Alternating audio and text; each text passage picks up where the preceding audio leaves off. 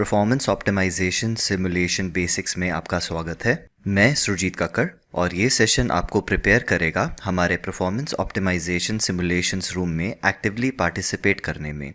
ज़्यादा जानकारी के लिए आप www.surjitkakkar.com को विज़िट कर सकते हैं। आगे बढ़ने से पहले आप कुछ समय निकाल के ये डिस्क्लोजर ज़रूर पढ़ें।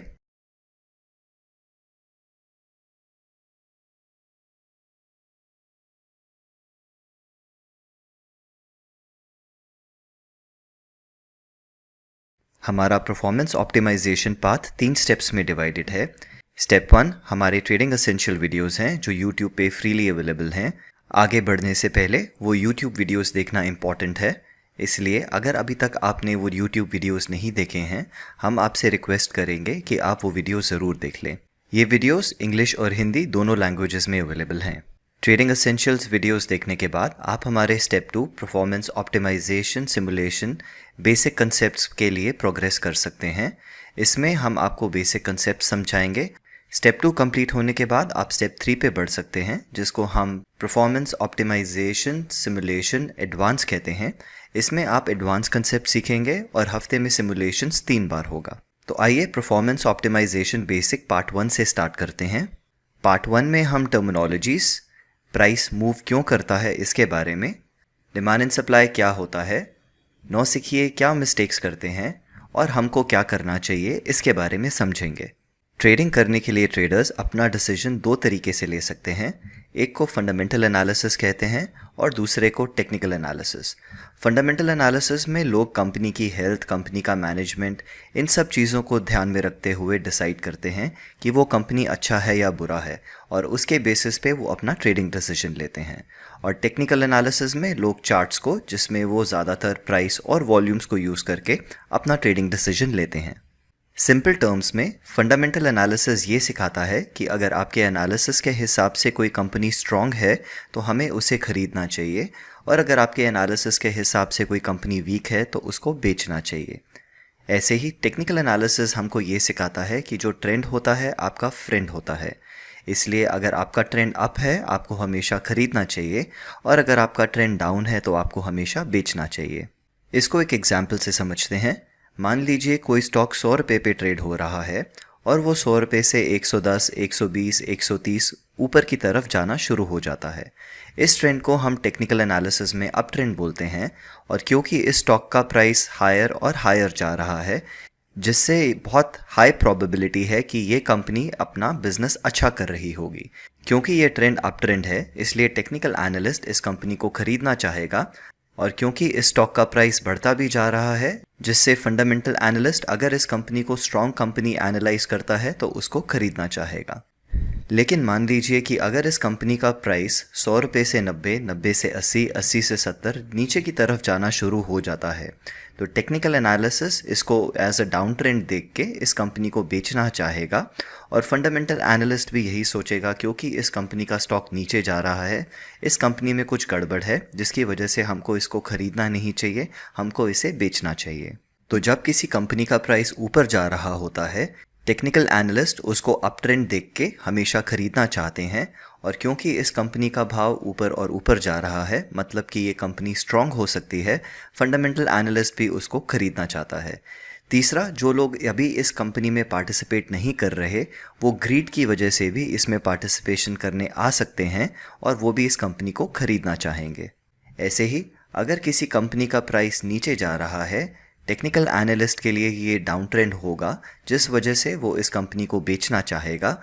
क्योंकि कंपनी का प्राइस नीचे जा रहा है, एक फंडामेंटल एनालिस्ट के लिए ये कंपनी वीक कंपनी भी हो सकती है, जिसकी वजह से वो उसको बेचना चाहेगा, और क्योंकि इसका भाव नीचे जा रहा है तो फियर की वजह से भी काफ़ी लोग इसको बेचना शुरू कर सकते हैं। आइए ट्रेडिंग से हटके एक एग्जाम्पल देखते हैं। मान लेते हैं कि एप्पल आईफोन 7 256 GB अभी मार्केट प्राइस 70,000 है। अगर ये फ़ोन आपको 65,000 या 60,000 या 55,000 या 50,000 में मिलता है तो आप क्या करना चाहेंगे? मैं दावे के साथ कह सकता हूँ कि अगर आपको ये फ़ोन चीपर प्राइस में मिलेगा तो आप इसको ज़रूर ख़रीदना चाहेंगे। मगर अगर आप इसको as a technical analyst analyse करते हैं, क्योंकि भाव नीचे जा रहा है आप उसको डाउन ट्रेंड बोल के हमेशा बेचते हैं, और क्योंकि इसका भाव कम होता जा रहा है, फंडामेंटल एनालिस्ट उसको वीक कंपनी देख के हमेशा बेचना चाहता है, जबकि रियल लाइफ में सस्ता भाव होने पे हम बेचते नहीं हैं, सस्ता भाव होने पे हम हमेशा खरीदते हैं। ऐसे ही अगर इस फ़ोन का भाव 70 से 75, 80, 85, 90 हज़ार तक जाना शुरू हो जाता है तो आप क्या करना चाहेंगे? मुझे पूरा यकीन है कि आप बोलेंगे कि इस एक्सपेंसिव भाव पे आप इसको बेचना चाहेंगे, बट अगर आप इसको एज ए टेक्निकल एनालिस्ट देखते हैं, क्योंकि प्राइस ऊपर जा रहा है तो टेक्निकल एनालिस्ट अप ट्रेंड पे इसको खरीदना चाहेंगे और फंडामेंटल एनालिस्ट भी इस कंपनी को और स्ट्रांग होते हुए देख के खरीदना चाहेंगे। तो इस एग्जाम्पल से हमें ये समझ आता है कि अगर हम फंडामेंटल एनालिसिस या टेक्निकल एनालिसिस यूज़ करते हैं तो हमको रियल लाइफ में जो लॉजिकली करना चाहिए हम वो नहीं करते, बल्कि उसका उल्टा करते हैं। फंडामेंटल एनालिसिस और टेक्निकल एनालिसिस दोनों आपको महंगे भाव पे खरीदना सिखाता है और सस्ते भाव पे बेचना, जो कि करेक्ट नहीं है। आपने बहुत बार ये एक्सपीरियंस करा होगा कि जैसे ही आप कोई स्टॉक खरीदते हैं, आपके खरीदते ही वो स्टॉक नीचे जाना शुरू हो जाता है। इसका रीज़न ये है क्योंकि आप वो 70,000 का फ़ोन 90,000 में ख़रीद रहे थे, क्योंकि आप एक फंडामेंटल एनालिसिस की वजह से या किसी टेक्निकल एनालिसिस की वजह से उसको ख़रीद रहे थे, और जब आप उसको महंगे प्राइस पे ख़रीद रहे थे, किसी ने आपको महंगे प्राइस पे बेचा, जिसके बाद उसका भाव नीचे जाना शुरू हो गया। ऐसे ही आपके साथ ऐसा काफ़ी बार हुआ होगा कि जैसे ही आप कोई स्टॉक बेचते हैं, आपके बेचने के बाद वो ऊपर जाना शुरू हो जाता है। इसका रीज़न ये है क्योंकि आप उस स्टॉक को डाउन ट्रेंड में सस्ता बेच रहे थे या फंडामेंटल एनालिसिस की वजह से वीक कंपनी देख के सस्ता बेच रहे थे और किसी ने आपसे वो सस्ते प्राइस पे ख़रीदा, जिसके बाद वो स्टॉक ऊपर जाना शुरू हो गया। परफॉर्मेंस ऑप्टिमाइजेशन के लिए जो फंडामेंटल एनालिसिस और टेक्निकल एनालिसिस आपको करना सिखाता है, हम वो नहीं करेंगे, बजाय हम उसका उल्टा करेंगे। जिसका मतलब ये कि जब भी प्राइस सस्ता होगा हम खरीदेंगे और जब भी प्राइस महंगा होगा हम बेचेंगे। हमारा परफॉर्मेंस ऑप्टिमाइजेशन स्ट्रक्चर कुछ ऐसे है। हर एक चीज़ पे हम आपको एक लॉजिक देंगे, लॉजिक के बाद उसकी ऑप्टिमाइजेशन और उसके बाद उसकी सिमुलेशंस होंगी। लॉजिक आपको तर्क समझाएगा, ऑप्टिमाइजेशन से आप अपनी परफॉर्मेंस को एनहांस कर सकेंगे और सिमुलेशन से हमको अपॉर्चुनिटी मिलेगी कि जो हमने लॉजिक और ऑप्टिमाइजेशन में सीखा उसको हम कैसे अप्लाई कर सकते हैं। तो आइए अब टर्मिनोलॉजी से शुरू करते हैं। हमारे सिमुलेशन रूम में जो कुछ होगा डिमांड एंड सप्लाई के बेसिस पे होगा, इसलिए हम डिफरेंट कैटेगरीज को अब डिमांड और सप्लाई से कंपेयर करेंगे। जब भी कोई चीज़ डिमांड पे होती है तो हम एक्सपेक्ट करते हैं कि उसका भाव महंगा होगा। अगर हम एक्सपेक्ट कर रहे हैं भाव महंगा होगा तो हमारा ट्रेड एक्शन ये होना चाहिए कि हम उसको अभी ख़रीद लें ताकि महंगा होने पे हम उसको महंगा बेच सकें। ऐसे ही अगर कोई चीज़ सप्लाई पे है तो हम एक्सपेक्ट कर रहे हैं कि उसका भाव अब सस्ता हो जाएगा, मतलब कि अभी का भाव सबसे महंगा भाव है जिस पे हम उसको बेच सकते हैं। इसलिए सप्लाई पे हम हमेशा बेचते हैं। क्योंकि हम डिमांड पे पहले खरीद के बाद में बेचेंगे, ऐसा पोजीशन को लॉन्ग पोजीशन कहते हैं, और सप्लाई पे हम पहले बेच के बाद में खरीदेंगे, ऐसी पोजीशन को हम शॉर्ट पोजीशन कहते हैं। अगर आपने हमारी ट्रेडिंग एसेंशियल वीडियोस देखी है तो आप लॉन्ग और शॉर्ट को अच्छी तरह समझते होंगे। अगर आपने वो वीडियोस नहीं देखी तो प्लीज़ यहीं पे रुक के पहले आप वो वीडियोस देख लीजिए। जब भी आप कुछ खरीदना चाहेंगे तो आप उसको महंगे भाव पे खरीदना चाहेंगे या सस्ते पे? मैं ये दावे के साथ कह सकता हूँ कि आपका जवाब होगा सस्ता, और बिजनेस टर्मिनोलॉजी में सस्ते भाव को हम होलसेल प्राइस बोलते हैं। ऐसे ही जब आप बेचना चाहेंगे, क्योंकि हम हमेशा महंगे भाव पे बेचना चाहेंगे, बिजनेस टर्मिनोलॉजी में महंगे भाव को रिटेल प्राइस बोलते हैं। यहाँ पे होलसेल और रिटेल का क्वांटिटी से कुछ लेना देना नहीं है। होलसेल का मतलब है सस्ता भाव और रिटेल का मतलब है महंगा भाव। टर्निंग पॉइंट समझने के लिए आइए एक एग्जाम्पल देखते हैं। मान लेते हैं कि हमारे एनालिसिस के हिसाब से ये ग्रीन एरिया एक चार्ट पे डिमांड जोन है, मतलब कि हम एक्सपेक्ट कर रहे हैं जब प्राइस यहाँ पे आएगा, यहाँ से प्राइस ऊपर जाना शुरू हो जाएगा। अगर उस डिमांड की वजह से प्राइस ऊपर जाना शुरू हो जाता है तो प्राइस चार्ट पे एक बॉटम क्रिएट हो जाएगा। ऐसे ही अगर हमारे एनालिसिस के हिसाब से प्राइस चार्ट पे ये एक सप्लाई जोन है और प्राइस अब इस सप्लाई जोन में आ रहा है, जैसे ही प्राइस इस सप्लाई में आएगा, क्योंकि सप्लाई की वजह से प्राइस नीचे जाना शुरू हो जाएगा, इस चार्ट पे हमारे को एक टॉप मिलेगा। मतलब कि हमारे जो टर्निंग पॉइंट्स होते हैं वो डिमांड और सप्लाई पे क्रिएट हो सकते हैं। डिमांड पे हमेशा बॉटम्स होंगे और सप्लाई पे हमेशा टॉप्स। क्योंकि डिमांड की वजह से प्राइस ऊपर जाता है और ऊपर जाने की वजह से इमोशन ऑफ ग्रीड क्रिएट हो सकता है, और ऐसे ही सप्लाई से प्राइस नीचे जाता है जो फियर का इमोशन क्रिएट करता है। डिमांड की वजह से क्योंकि प्राइस ऊपर जाएगा, और जब भी प्राइस ऊपर जाता है कैंडल का कलर ग्रीन रहता है, और जब भी प्राइस नीचे जाता है कैंडल का कलर रेड होता है। आइए समझते हैं कि प्राइस मूव क्यों करता है। मान लेते हैं कि 4 बायर्स ABC स्टॉक को 250 रुपये पे खरीदना चाहते हैं, मतलब कि 250 रुपये पे 400 शेयर्स खरीदने के लिए लोग तैयार हैं, मगर खरीदने के लिए उनको सेलर्स भी चाहिए। तो 2 सेलर्स आते हैं जो कहते हैं कि हम 250 रुपये पे 50 शेयर बेचने को तैयार हैं।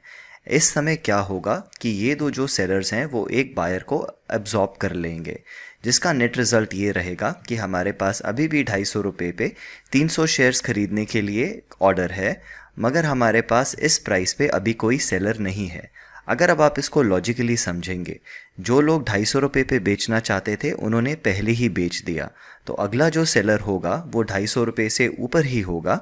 इसलिए अगर ये बायर्स अभी भी खरीदना चाहते हैं, इनको अपना भाव बढ़ाना पड़ेगा और महंगा खरीदना पड़ेगा, जिसकी वजह से आपको चार्ट पे ग्रीन कलर की कैंडल दिखेगी। इससे हमें ये समझ आता है कि जब भी प्राइस मूव करता है उसके पीछे एक ही रीज़न होता है, और वो रीज़न ये है कि बायर और सेलर में से या तो बायर ज़ीरो हो गए हैं या सेलर ज़ीरो हो गए हैं। अगर सेलर ज़ीरो होंगे तो भाव ऊपर जाएगा।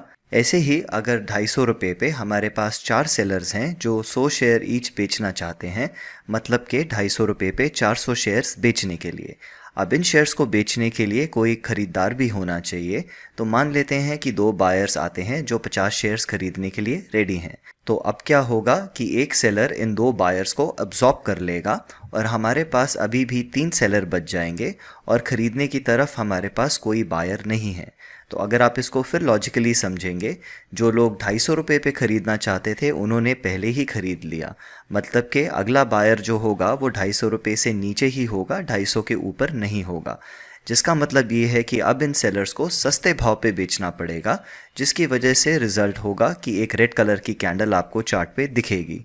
तो अगर किसी प्राइस पे बायर और सेलर में से कोई एक ज़ीरो हो जाता है, उसकी वजह से प्राइस मूव करता है। अगर बायर ज़ीरो हो जाते हैं तो प्राइस नीचे जाएगा, और अगर सेलर ज़ीरो हो जाते हैं तो प्राइस ऊपर जाएगा। इस एग्जाम्पल से हमको ये समझ आता है कि प्राइस ऊपर मूव तभी करता है जब किसी लेवल पे हमारा डिमांड सप्लाई से ज़्यादा होता है, और प्राइस नीचे तभी मूव करता है जब किसी लेवल पे हमारा सप्लाई डिमांड से ज़्यादा होता है। क्योंकि अब हम ये समझते हैं कि भाव सिर्फ डिमांड और सप्लाई की वजह से मूव करता है, हम डिमांड और सप्लाई को अपना परफॉर्मेंस ऑप्टिमाइजेशन के लिए कैसे यूज़ कर सकते हैं ये समझते हैं। मान लेते हैं कि हम एक स्टॉक का प्राइस एक्शन देख रहे हैं, और वो स्टॉक अभी एक रेंज में ट्रेड हो रहा है, और थोड़ी देर के बाद वो एकदम से नीचे जाना शुरू हो जाता है। अब मेरा क्वेश्चन आपसे ये है कि ये प्राइस नीचे क्यों गया? क्योंकि हमने अभी थोड़ी देर पहले समझा कि जब भी प्राइस ऊपर या नीचे जाता है उसका रीज़न डिमांड और सप्लाई का इम्बैलेंस होता है। तो इस एरिया में जो इम्बैलेंस था उसको आप डिमांड बोलेंगे या सप्लाई? मुझे यकीन है कि आपका आंसर इस क्वेश्चन का सप्लाई होगा, क्योंकि भाव नीचे गया, इसका मतलब इस एरिया में ज़्यादा सप्लाई था जिसकी वजह से प्राइस नीचे आ गए। तो अब इस एरिया को हम 2 लाइन से मार्क कर सकते हैं, और इस एरिया को हम सप्लाई जोन बोल सकते हैं।